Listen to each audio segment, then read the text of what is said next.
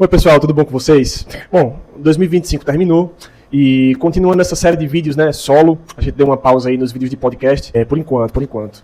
E tava pensando o que eu poderia trazer aqui para vocês hoje, meio que pessoalmente falando assim, né, de como é que foi o meu ano de 2025, se a gente for falar de investimentos. Bom, sei que não foi um ano fácil para muita gente, na verdade não tem ano fácil. Se vier me dizer que tem ano fácil, tá errado. Porque todo ano pro brasileiro médio, todo mês ali onde você precisa se esforçar para separar recursos, para você investir. Afinal, isso aqui não é uma corrida de 100 metros, mas é uma maratona de mais de 42 quilômetros, onde a gente precisa ser constante, né, todos os meses. Mas, graças a Deus, foi um ano, eu avalio como um balanço assim, positivo. Apesar de que o Banco do Brasil, que é um ativo que eu tenho, não trouxe um ano muito positivo, né, o balanço do Banco do Brasil não foi bom. Uma empresa que esperava-se um lucro de aproximadamente 40 bilhões, não chegou nem perto disso, então houve uma queda nos lucros aí vertiginosa e, naturalmente, isso influencia bastante nos dividendos, né? E o investidor, o pequeno investidor também, o investidor grande, enfim, está sujeito a isso, né? Até porque essa caminhada ela não é numa linha reta ou só numa linha ascendente. Ela é que nem um gráfico da própria bolsa, né? Ela desce, sobe, desce, sobe. O que importa é o longo prazo.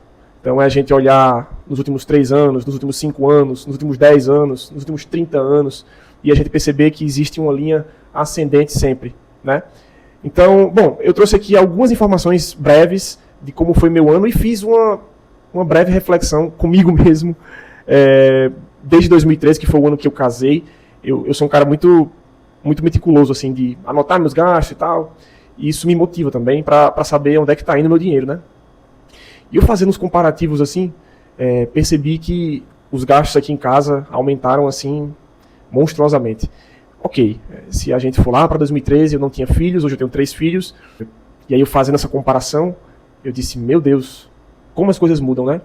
Então, por exemplo, eu fazendo um comparativo de 2025, anualmente falando, tá? Isso aí de todos os meses de 2025, e levando lá para o começo da minha caminhada de casado, né, 2013. Só em plano de saúde, o meu gasto subiu 530% anualmente, né? Fazendo uma comparação aí de 2025 para 2013. Gasto com supermercado subiu em média 510% anualmente também. Então, se você analisar isso, você tem que entender que se a gente não tiver capacidade de gerar uma renda ativa, fica muito difícil a gente separar mensalmente um dinheiro para a gente investir, guardar, enfim. Então a gente sempre tem que ter esse foco de gerar mais renda ativa, para no futuro, né, à medida que a gente for guardando, investindo, a gente consiga gerar uma renda passiva. Então, fazendo esse balanço comigo mesmo, eu percebi que os nossos gastos subiram muito mesmo.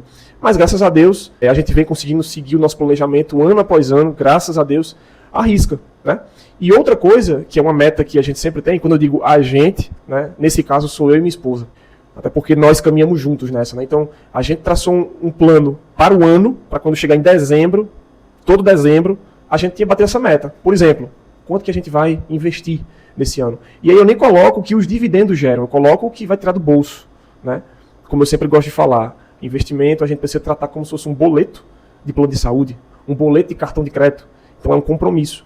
Então nesse ano, eu percebi que em agosto eu já tinha batido a meta que a gente propôs ali, né? Fiquei muito feliz por isso. Ano passado, agosto, aliás, em 2024, no caso, né? Ano retrasado agora. Em agosto também eu já tinha batido essa meta. E isso é algo que motiva a gente, né?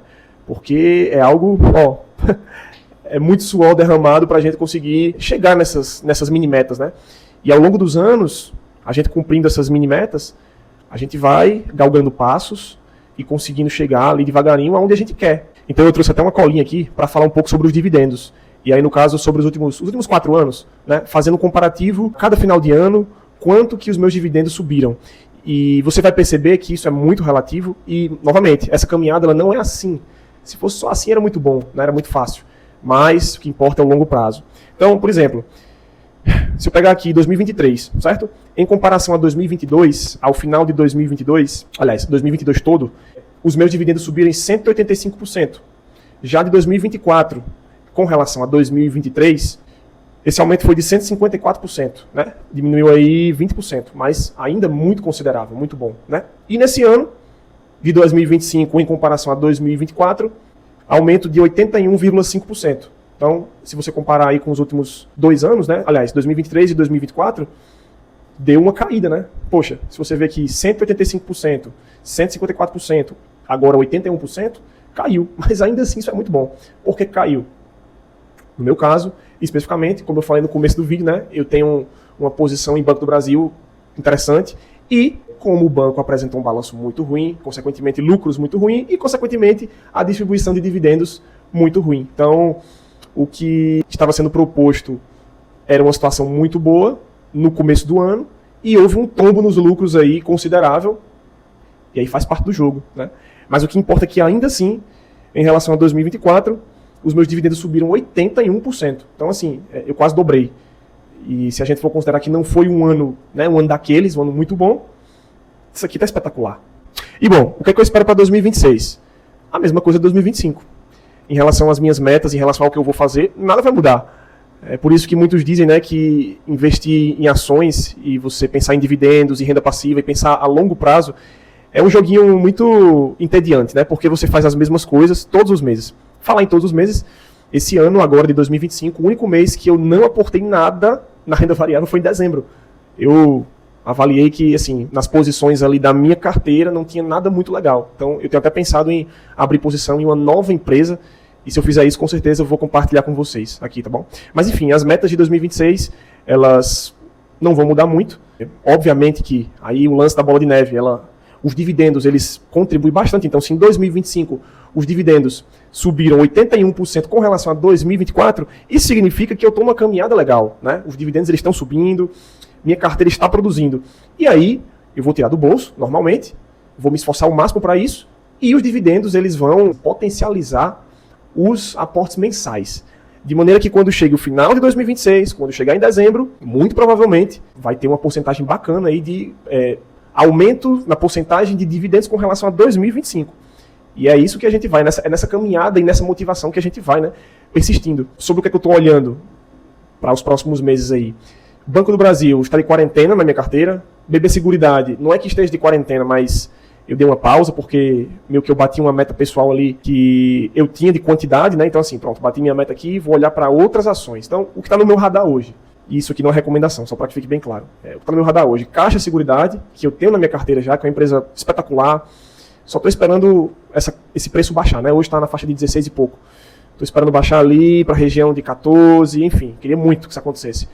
E Mali Metal Leve, a famosa Leve 3, que hoje a cotação dela está na faixa de 33 e pouco.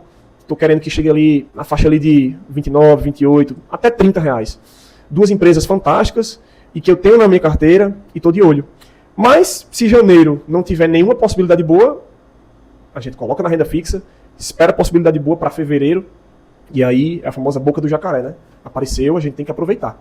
2026 é um ano de eleições, é um ano que vai ser muito volátil, então o ideal é que a gente tenha um pouquinho de caixa ali, separado, para essas volatilidades.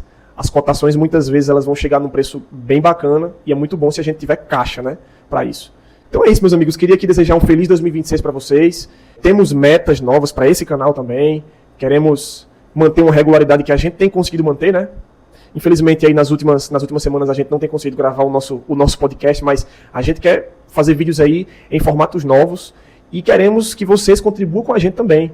Deixa aí nos comentários o que é que vocês querem, o formato de vídeo que vocês querem, deixe perguntas, críticas, sugestões, o que vocês quiserem, mas se inscreva no nosso canal, encaminhe esse vídeo para qualquer pessoa conhecida que você, poxa, aquela pessoa ali precisa se atentar mais para finanças, enfim. Nos ajudem, dá um like aí, ter você aqui é muito importante com a gente, você que está aí até o final desse vídeo, muito obrigado a você, contamos com você, tá bom? Então, até o próximo vídeo, aquele abraço, valeu!